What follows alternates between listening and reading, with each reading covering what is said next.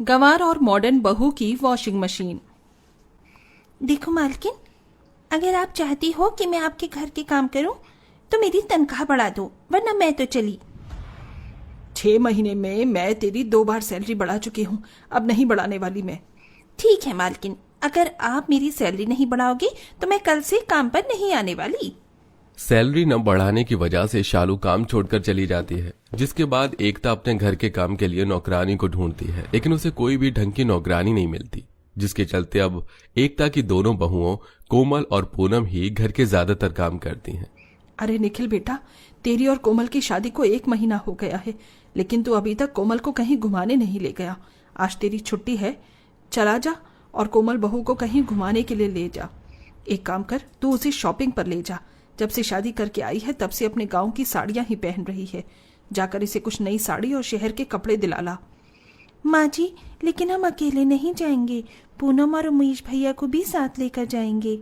वैसे मुझे शॉपिंग करे हुए काफी समय हो गया है, आज हम चारों साथ में शॉपिंग पर चलते हैं। पूनम जहां शहर में पली बड़ी एक मॉडर्न लड़की थी, वहीं कोमल गांव की रहने वाली एक सीधी सादी लड़की थी।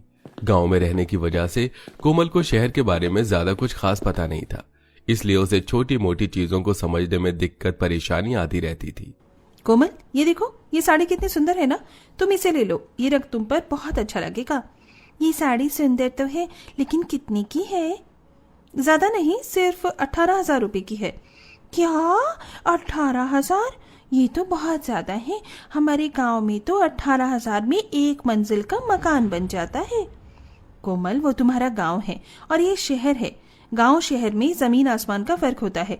और वैसे भी कौन सा साड़ी के पैसे तुम्हें देने हैं, हमें तो बस चीज लेनी है, पैसे तो हमारे पति ही देंगे। पूनम खुद तो महंगी शॉपिंग करती है, साथ ही कोमल को भी महंगे महंगे कपड़े दिलवाती है। शॉपिंग करने के बाद दोनों बहुएं घर आ जाती हैं। पूनम लाए हुए सारे कपड़ों को निकाल कर ले जाने लगती है, जिसे देख कोमल, थैले में से कपड़े क्यों निकाल रही हो? धोने के लिए। लेकिन ये कपड़े तो हम अभी उस बड़ी सी दुकान से लेकर आए हैं, तो भला इन्हें धोने की क्या जरूरत है? ये तो अभी गंदे भी नहीं हुए हैं। कोमल, हम जब भी बाहर से नए कपड़े लेकर आते हैं तो उन्हें धोकर ही पहनने चाहिए। भले ही ये कपड़े दिखने में साफ सुथरे होते हैं, लेकिन इन पर काफी सारे बैक्टीरिया होते हैं। मैं तो कह रही हूँ, तुम भी अपने लाए हुए कपड़ों को धो लो। इतना कहकर मॉडर्न बहू पूनम अपने लाए हुए सभी कपड़ों को ले जाती है और वॉशिंग मशीन में डिटर्जेंट पाउडर डालकर सारे कपड़ों को अच्छे से धोती है, जिसके बाद अब उन सभी कपड़ों को डिटॉल और इजी के अंदर अच्छे से वॉश करके उन्हें वॉशिंग मशीन में ड्राई क्लीन कर लेती है और ले जाकर अब उन्हें छत पर अच्छे से सुखा देती है। पूनम के पास तो ये कपड़े धोने वाली मशीन है, लेकिन मेरे पास तो ऐसी मशीन नहीं है। इसमें तो झटपट कितने सारे कपड़े धुल गए। कोमल इतना कहकर अपने कमरे के बाथरूम में आती है और अपने लाए हुए उन सभी कपड़ों को पानी में भिगोकर रख देती है। और अब जिस तरह गांव की औरतें थपकी और ब्रश से कपड़े धोती हैं, उसी तरह कोमल भी उन सभी लाए हुए नए महंगे कपड़ों को धोने लगती है। आज तो हम रगड़ रगड़ कर तुम्हारा सारा मैल निकाल देंगे। ब्रांडेड और न्यू कपड़ों को इस तरह धोने की वजह से वो सभी कपड़े काफी ज्यादा हल्के हो जाते हैं और जगह जगह से फटने लगते हैं। तभी कोमल का पति निखिल बाथरूम में आता है और इस तरह कोमल को कपड़े धोता देखकर काफी हैरान रह जाता है। कोमल, ये तुम क्या कर रही हो? अरे, वो पूनम कह रही थी कि बाहर से कपड़ों को लाने के बाद उन्हें धोना चाहिए, तो वही धो रही हूँ। लेकिन इस तरह हाथ और पैर से क्यों? देखो, सारे कपड़े कितने ज्यादा हल्के हो गए हैं और कुछ तो फट भी गए हैं। जानती भी हो ये सारे कपड़े कितने महंगे थे। अगर तुम्हें कपड़े धोने ही थे तो वॉशिंग मशीन में धोती ना। वो हमको क्या कहते हैं ना, हाँ, वॉशिंग मशीन का इस्तेमाल करना नहीं आता, इसलिए हम तो अपने गांव की तरीके से ही धो रहे थे। कोमल की बात सुन और महंगे कपड़ों की ऐसी हालत देख निखिल अपना सिर पकड़ के वहीं बाथरूम में बैठ जाता है। कोमल की हरकत जानकर पूनम उसे वॉशिंग मशीन का इस्तेमाल करना सिखाती है, लेकिन लाख बार समझाने पर भी कोमल वॉशिंग मशीन का ठीक से इस्तेमाल नहीं कर पाती और ऐसे ही कुछ दिन गुजर जाते हैं। पूरे घर में कितने जाले हो गए हैं, आज तो मैं पूरे घर की जमकर सफाई करूंगी। पूनम झाड़ू और कपड़ा लेकर सारे कमरे और हॉल की अच्छे से सफाई कर देती है। घर की सफाई तो हो गई, अब बारी है इन पर्दों की। सफेद रंग के पर्दे थी, लेकिन धूल की वजह से काले पड़ गए हैं। आज तो मैं इनका सारा कालापन निकाल कर रहूंगी। कोमल सारे पर्दों को लेती है और सीधा पूनम की वॉशिंग मशीन के पास चली जाती है। पूनम ने कौन सा बटन कहा था दबाने के लिए? मैं तो फिर से भूल गई। और अभी तो पूनम भी घर पर नहीं है। छोड़ो, मैं तो हाथ से धो लेती हूँ।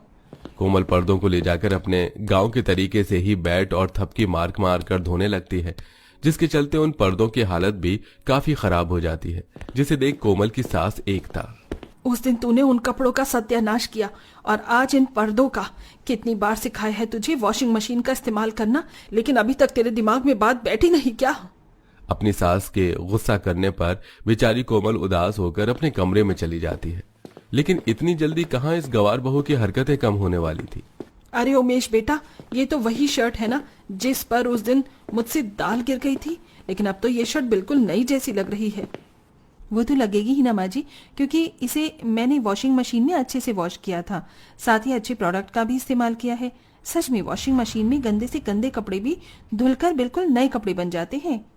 मॉडर्न बहू की वॉशिंग मशीन की वजह से जब भी वो कोई वॉशिंग मशीन में कपड़े धोती तो उसके कपड़े बिल्कुल नए कपड़े जैसे लगते, लेकिन वहीं जब भी गवार बहू अपने हाथों की वॉशिंग मशीन से कोई कपड़े धोती तो वो कपड़ों का आखिरी दिन होता। पूनम बहू, ओ पूनम बहू, अरे पूनम बहू कहाँ चली गई?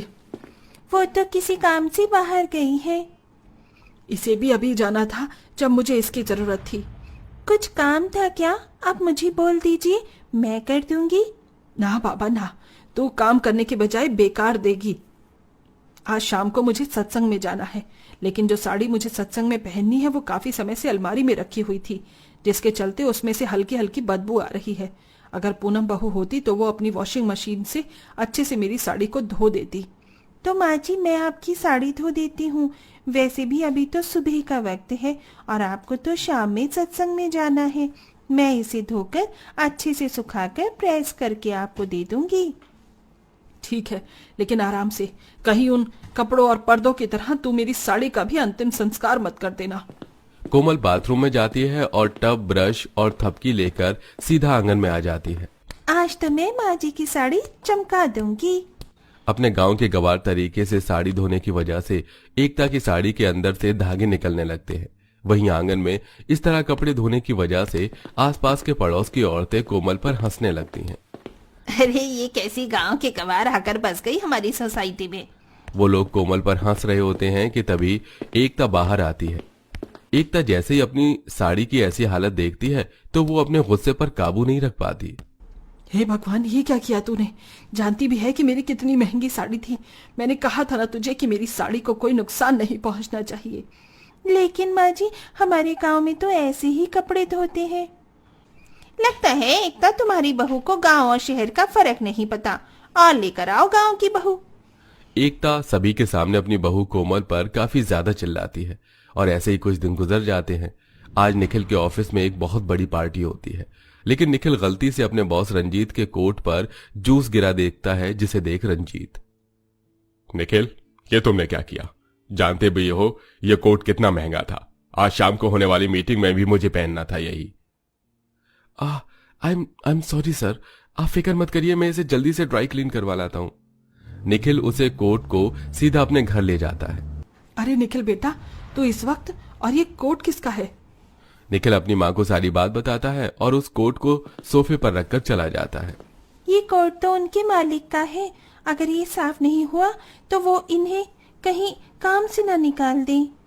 कोमल उस कोट को ले जाती है और अपने पति की नौकरी न चली जाए उस डर से अपने गवार तरीके से कोट को धोने लगती है। तभी निखिल कमरे में आ जाता है।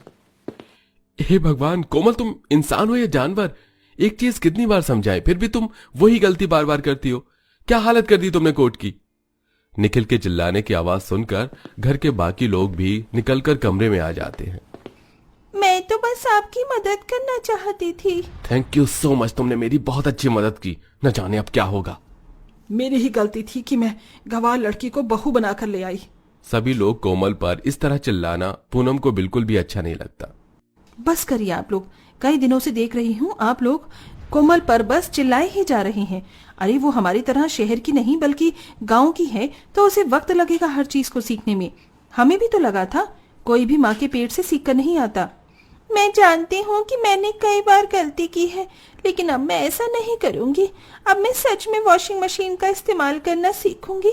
आप सभी लोग मुझे माफ कर दीजिए। पूनम और एकता मिलकर अब कोमल को धीरे धीरे वॉशिंग मशीन का इस्तेमाल करना सिखाते हैं और अब कोमल सिर्फ कुछ दिनों में अच्छे से वॉशिंग मशीन का इस्तेमाल करना सीख जाती है और अब बिना किसी कपड़े को नुकसान करे कोमल भी वॉशिंग मशीन में अच्छे से कपड़े धोती है।